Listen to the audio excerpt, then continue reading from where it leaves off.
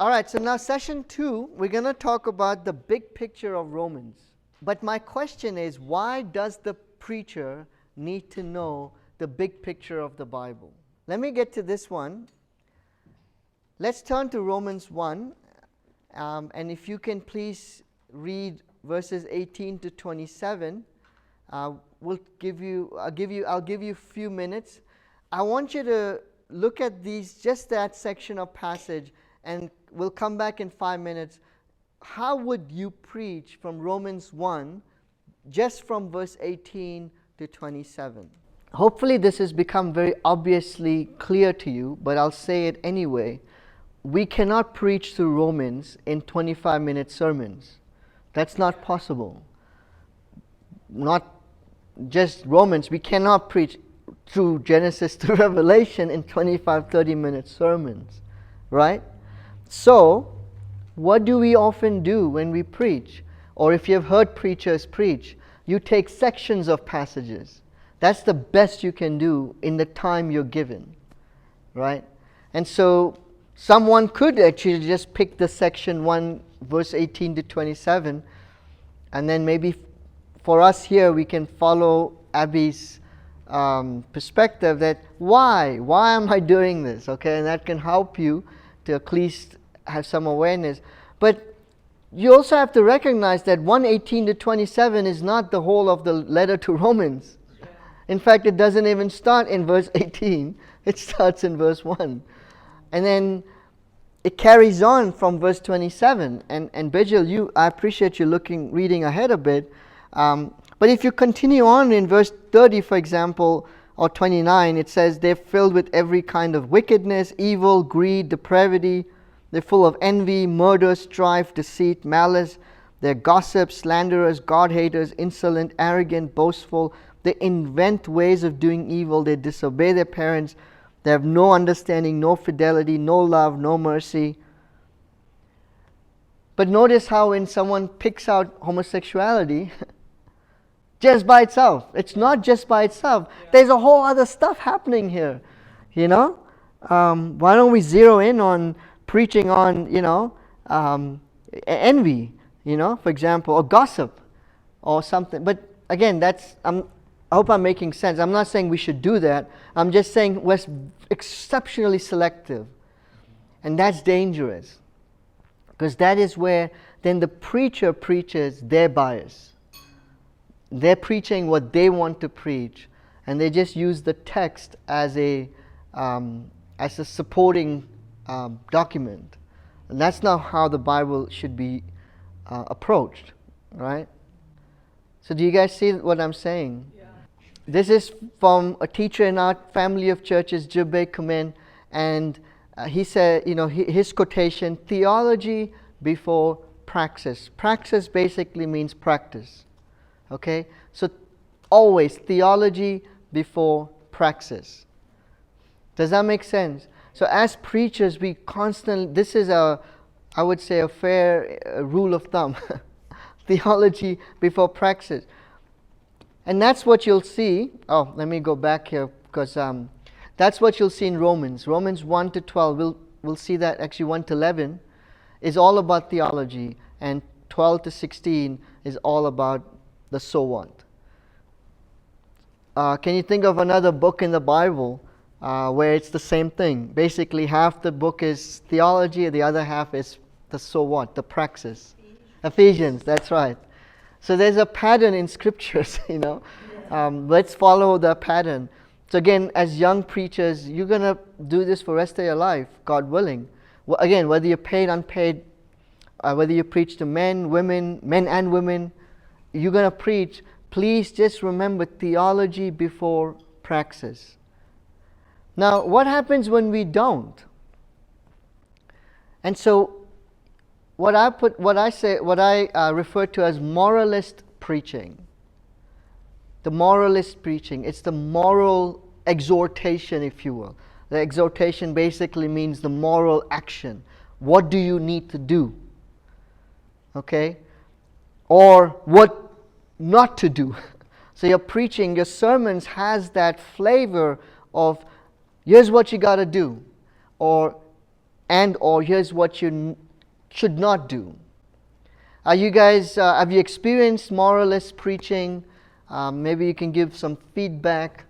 What do you think? Is this good thing to do? Is this, what do you think? Some benefits to it, like what you said, Mike. Some people need that.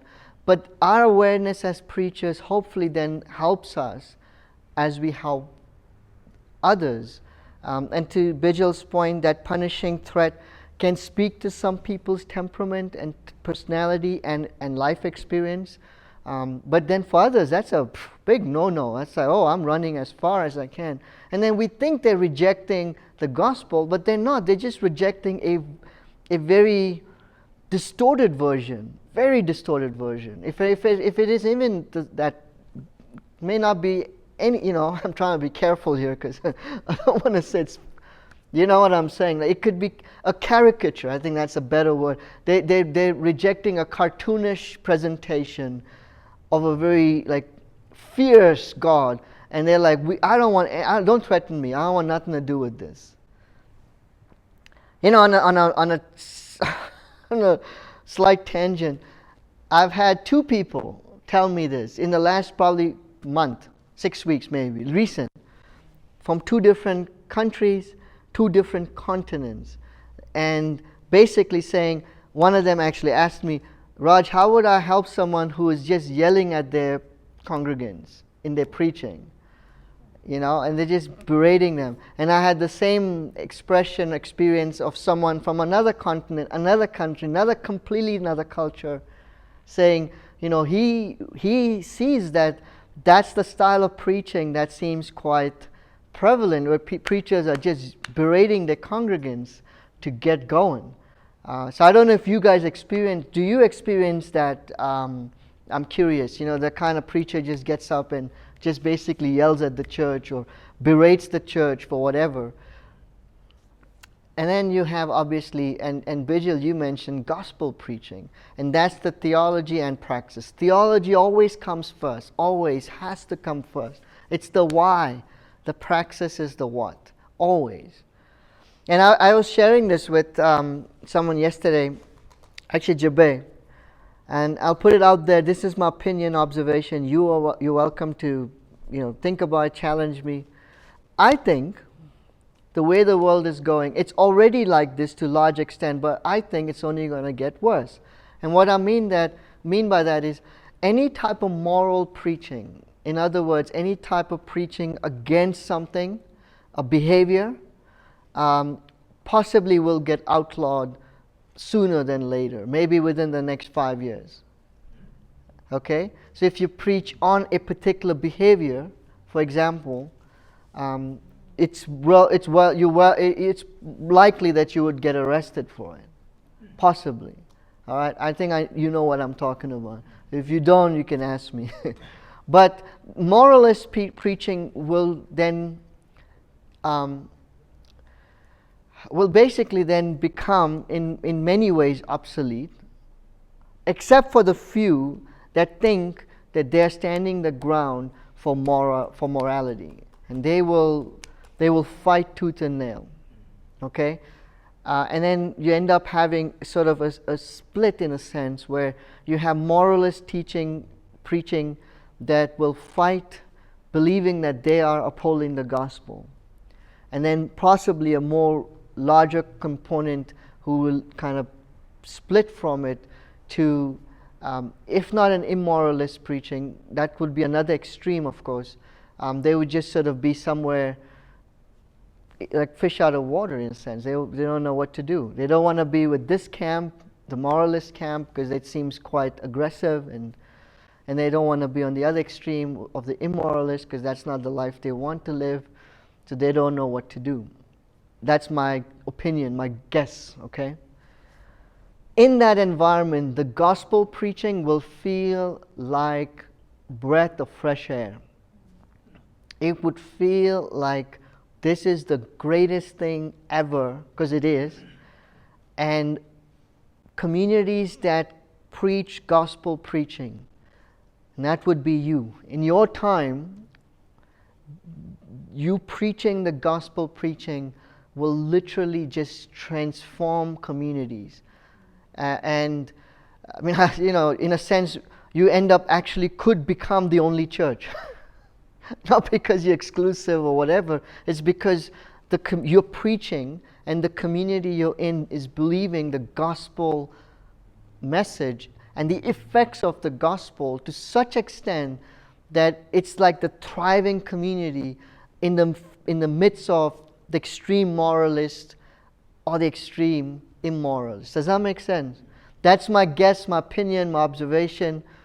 My point I'm making is that we have to really pray and really double down on gospel preaching and learn what that means and understand and make, believe and be transformed. And it's going to be absolutely amazing that there's opportunities in front of us that I would say has not been probably since the first century, honestly speaking. Because in my generation, moralist preaching is it was not a problem for us. I don't know why. We didn't have that existential thing of why and why am I, just there was a mic, like you said, it's like, hey, tell me what to do, and it wasn't seen as a bad thing. We even learned from people that we just assumed knew. We don't know why. I don't know why we assumed they knew, but we just did. It's like, oh, you're a teacher, preacher, you have that title, the authority. Great, tell us what to do, and we're okay with that. But no longer that's the case. And so in this environment, and you can almost hear the moralist preachers complaining. You can hear it.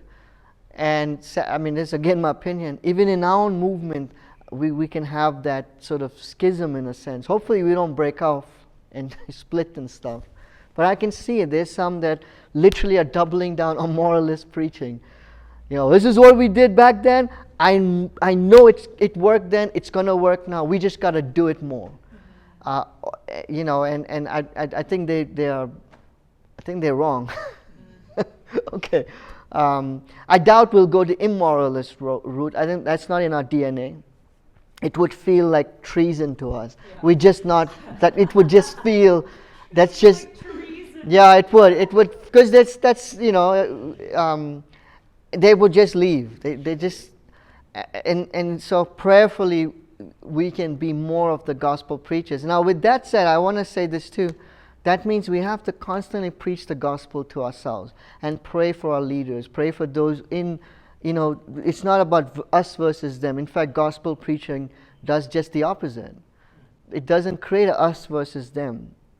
It actually puts out a drawbridge, if you will, and it really wants to invite people to the gospel experience. So that's my little observation. Again, opinion, it's like Paul said, I, not the Lord, is saying this, so this is my observation. I could be wrong.